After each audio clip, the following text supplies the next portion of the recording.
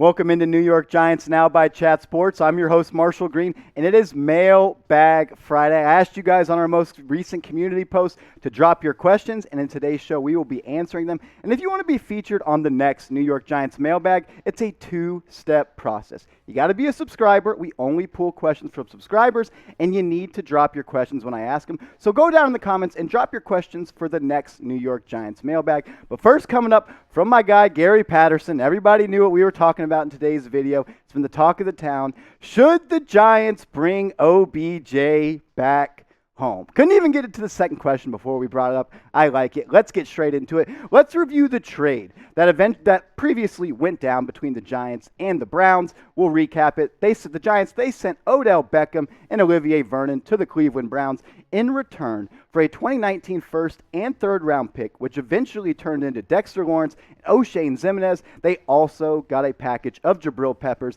and the guard Kevin Zeitler, which the Giants cut this offseason and is now graded by PFF as a top guard in the NFL. Just the Giants' luck. And what do you know? Eric Flowers, he is also graded as one of the best guards in the NFL. It's almost like if you leave the Giants, you get better. But unfortunately, that did not work out for Odell Beckham. But let me ask you this question. There's been enough time for everybody to get their thoughts and opinions all in a line. So go down in the comments, be active for me. Let me know. Who won the Odell Beckham Jr. trade? If you think it's the Giants, go down and type NYG. And if you think it's the Cleveland Browns, go down and type CLE.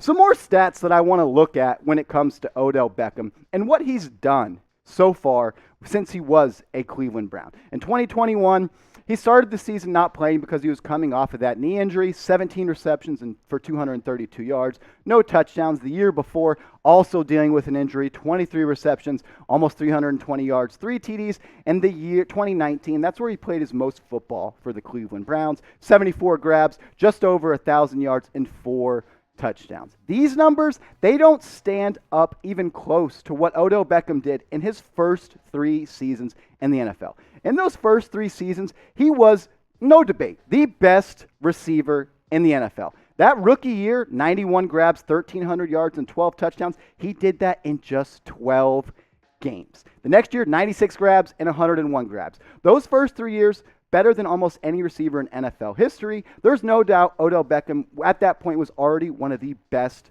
wide receivers in the NFL. But the question is, should the Giants bring him back? I was looking at Twitter last night, and a lot of people were saying, this would be the dumbest move that Dave Gettleman has ever done. Like he didn't just draft a running back second overall in the 2018 NFL draft. I mean, guys, Kenny Golladay, he's hurt. Sterling Shepard, he's hurt. Kadarius Toney, he's Kadarius Toney, and once again, he is hurt because his hand has been stepped on.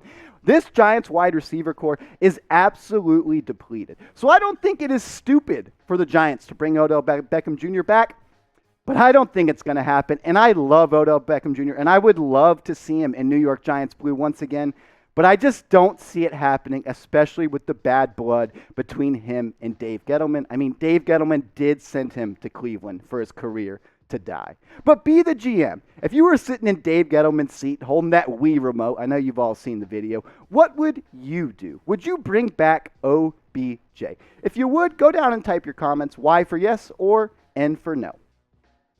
This next one coming in from Alex Hernandez. I love Saquon, but I'm starting to fear that we won't extend him after his rookie contract. What do you think they do? This is a great question. Saquon Barkley, his 5th-year option was picked up earlier this offseason. He is now in his 4th year in the NFL. And I mean, look at the numbers. Through his first season, he was on pace to be one of the best backs in the NFL. His second season, just playing 13 games in the NFL, over 1,000 yards, 4.6 yards per carry, 6 TDs. He was also a viable receiving threat out of the backfield for Eli Manning in that first year and in the second year with Daniel Jones. But you see it, it's ugly and it hurts to look at. Those numbers in 2020 and 2019, those are numbers of a replacement running back. 2020 and 2021, sorry. But guys, I would hold off on extending Saquon Barkley. There's no rush to get it done. He's already under contract for next year, and I think you need to let him play out on his 5th-year option year, and let's see if he can stay healthy for maybe 14 games or 13 games. I'm not going to hold him to the standard of being healthy for 17 games because that's tough, especially at a position like running back. But at the end of the day, Saquon Barkley, he has all the tools in his bag to be a successful running back, but the best availability, I know all the boomers will get a kick out of this. The best availability is availability. And Saquon Barkley, he has not been that for the New York Giants in the last 2 years. So let me know, what would you do? Should the Giants extend Saquon Barkley? I don't think there's any rush to do so. I would let him play out his fifth-year option and let him set his value for the New York Giants. But let me know. If you want to re-sign him, type your 1 for yes. Or if you let him walk next year after his 5th year, go down and type your 2 for no. This one coming in from Clarence Williamson III. It's so hard to evaluate Danny Dimes because he never has stability. Do you think we'll just move on and draft another guy? This is a great question, and I agree with you. Since Daniel Jones has taken over as the starting quarterback for the New York Giants, it has been a absolute disaster all around him. The offensive line has been dealing with injuries from left tackle to right tackle to center. His receivers has been unable to stay healthy. But this is what I always say about Daniel Jones. As you see the stats on screen, 5 TDs, 4 interceptions, almost completing 64% of his passes. His good is good enough to be a franchise quarterback in the NFL. I'm not sure he can be a best player on a Super Bowl contender, but I think he could be a game manager and carry an offense to being good. But his bad is some of the worst in the NFL. That interception against the Kansas City Chiefs on Monday Night Football, he stared down his receiver the entire time. It's a play the Giants run all the time, a stick concept with the running back shooting into the flat. He stared him down, and the linebacker jumped in front of it and intercepted it. His bad is so bad, he may be a backup 2 years from now in the NFL. But I would hold on to Daniel Jones, and I would not draft a quarterback coming up in the 2022 NFL draft. I know you have 2 first-round picks, one being your own and one being the Chicago Bears, so root against the Chicago Bears at all costs. But I would hold on to Daniel Jones and let him play another year, and hopefully the injury gods will not let another Giants wide receiver or offensive lineman get hurt. But if another injury happens, we will be breaking it down on this channel as soon as it happens. Help us reach 3,000 subscribers as soon as possible. We just crossed over 2.5 thousand subs, and I want to thank all of you guys for helping us get there. I really appreciate that. And if you want free New York Giants videos on the latest news and rumors almost daily, if my producer Brett gets us on the schedule more, because he told me we don't have enough subscribers. So go down and hit that big red button so Brett can get us back on the schedule.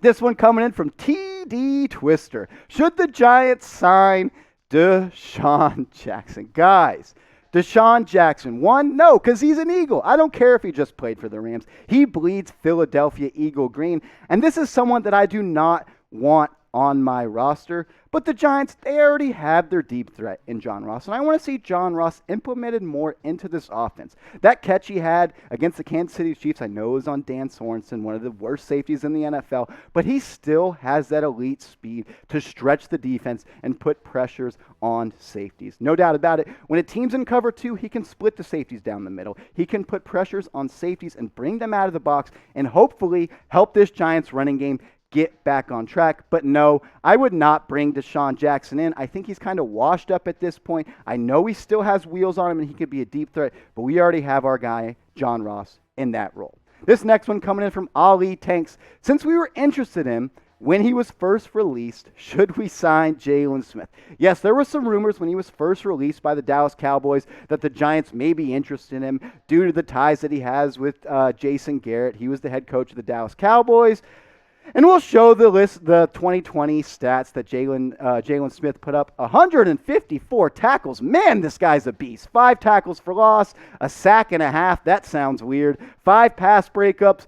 But guys, tackles aren't the only stat. Jaylon Smith is not good. Just go watch the plays. The very few plays he was in for the Green Bay Packers, he is just always out of control. He can't keep his legs under him, and that sucks because when he was coming out of Notre Dame, he was going to be that prototypical linebacker that was going to be the best linebacker in the NFL. He suffered that knee injury, and he just never has recovered from it. But at the end of the day, Jaylon Smith is just not a good football player anymore, and I know the ties. Jason Garrett, he coached him in Dallas.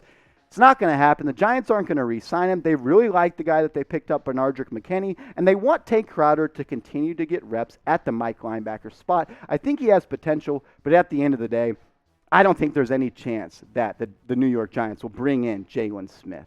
But let me know what you have to say.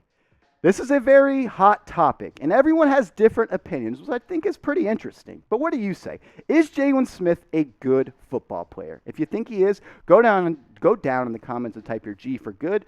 Or if you think he's bad, like I do, go down and type your B for bad. If you guys want more of me on your Twitter timeline, you know you're doing it right. Go down and follow me on Twitter. The link to my Twitter will be in the description of this video. And I will be giving a shout out to the next 10 people that follow me on Twitter. So if you want a shout out on the next New York Giants Now, go and follow me on Twitter, and I promise you, you won't regret it.